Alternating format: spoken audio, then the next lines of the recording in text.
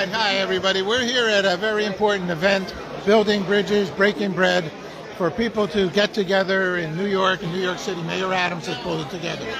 Our host, Audrey Wu. Hi, Audrey. Hi. She's going to, this is Paul Slackus, is going to take a moment and speak to you. Your name is, sir? Agape Scott.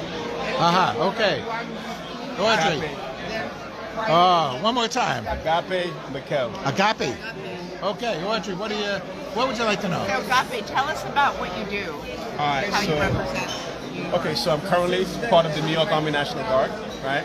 I have my own private security company, as well as working for the Department of Justice, working in the prison as an officer, right?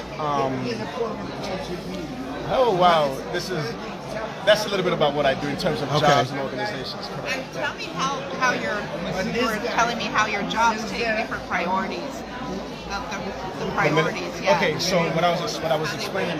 So being part of the New York Army National Guard, your obligation is part-time, 1 week in a month, 2 weeks out the summer, 2 weeks out the summer. However, because it's 1 week in a month, you have the opportunity to do something else, whether it's go to school or get another full-time job, right? So for me, I've been part of the New York Army National Guard for almost 11 years, and I applied for a job with the Department of Justice, working in the federal prisons, right? How does that work? The military trumps everything. So if the military was to activate me for anything, orders, whatever it is, I present the orders to my job, and the job has to honor it because I'm protected under the SCRA law, right? They cannot fire me. So I'm still able to be in the military and still keep my job at the same time. So that's how I'm able to start my own company and still have a civilian job, if that makes sense. Great. So, in other words, the military can call you in, but your other jobs, you won't lose them because the military, they get to hold your job. They trumps everything, yes. Yeah. So if I had to go on a deployment, or for example, COVID was just a couple years ago, right? The whole state pretty much got activated for COVID. I had a job, and I got put on COVID orders as a military person, correct? And what's your responsibility Working for the COVID mission? Security. I was the head of security at a vaccination site in Yonkers. So I just basically checked the perimeter. I assisted with the flow of people coming in as they were getting their vaccinations. It varied, but that's pretty much it.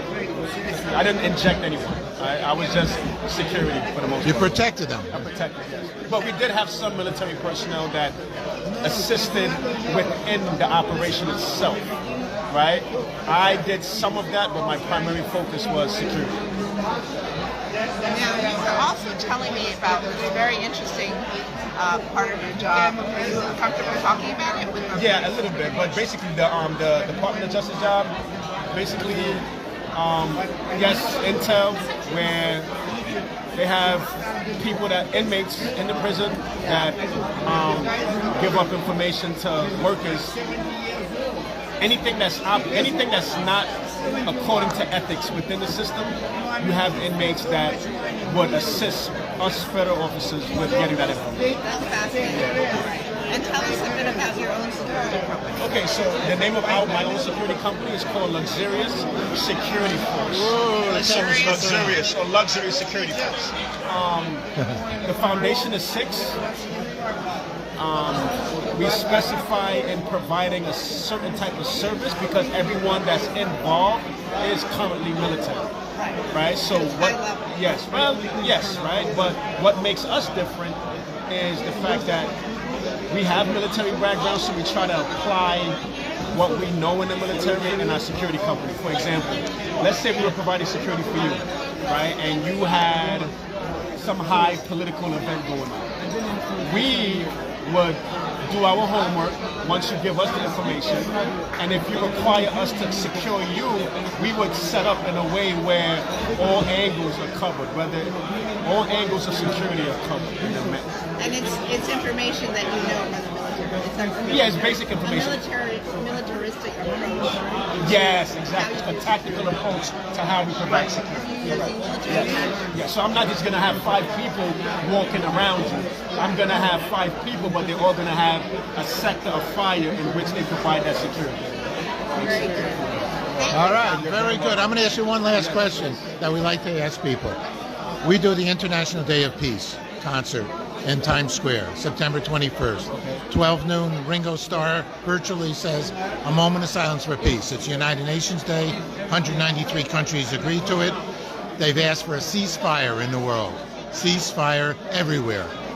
Killing fields, the schools, the streets, the bodegos, and everywhere that we have concern. On that one day. For that one day. We're doing it 21 years, okay? No, the real dream, we're peaceniks, okay? Imagine peace. Loco Ono gives this to me. We don't believe in countries. We're really a community John Lennonists. We would just believe in love and peace. What does peace mean to you, my friend? Well, it's funny you should ask me that because I actually, outside of the different things that I'm involved in, peace is very important to me. I'm a very spiritual person. Right? So to answer your question, to me, peace is everything. Okay, if someone or something present itself that could shift my energy and I'm no longer at peace, I remove myself from that thing or that person. That's good. So peace to me is everything. Right? If I'm not at peace, I have trouble sleeping at night. So it's important that I'm at peace. You're a good man. Thank you so much. You're very welcome. Thank you.